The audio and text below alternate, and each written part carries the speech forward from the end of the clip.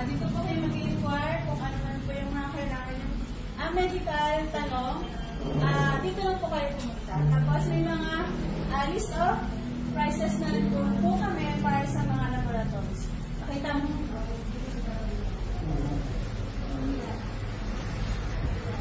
And syempre, license po kami, LTO, DOH license to operate po kami. Ayan po yung mga permit namin. And also, we have a drug test, pero for now, under process pa po siya. And we have our medical record. Pinaprocess yung mga result. Punta naman tayo sa laboratories. Dito po yung extraction area namin.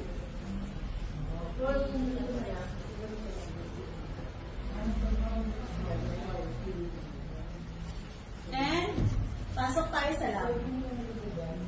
Tara na. And also, we have a permit sa mga lab tech namin. Mga medtech namin. Yeah, may license to operate din po kami yan. And here is our specimen receiving area. Ito yung aming mga clinical microscope.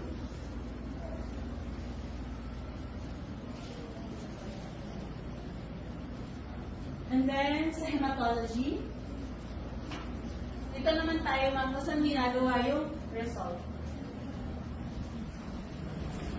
Dito. Okay, punta naman tayo sa clinic 2 kung saan ginagawang vital sign, X-ray, and ECG, and room ni Doc. Tara!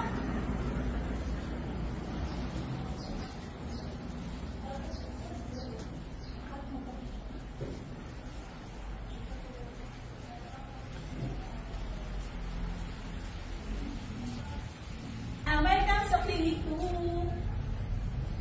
Dito po ginagawa yung vital signs namin.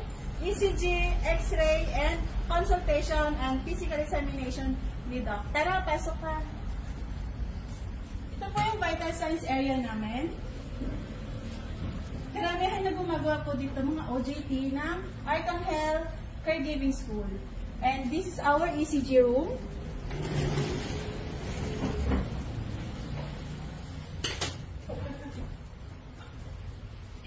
Yan. And then, dito naman po tayo sa X-ray. Dito naman po yung X-ray namin.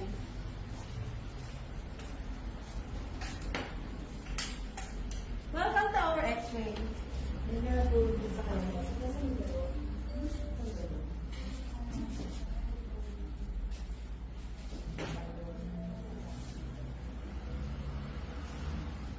Dito naman yung room ni Doc for consultation and physical examination.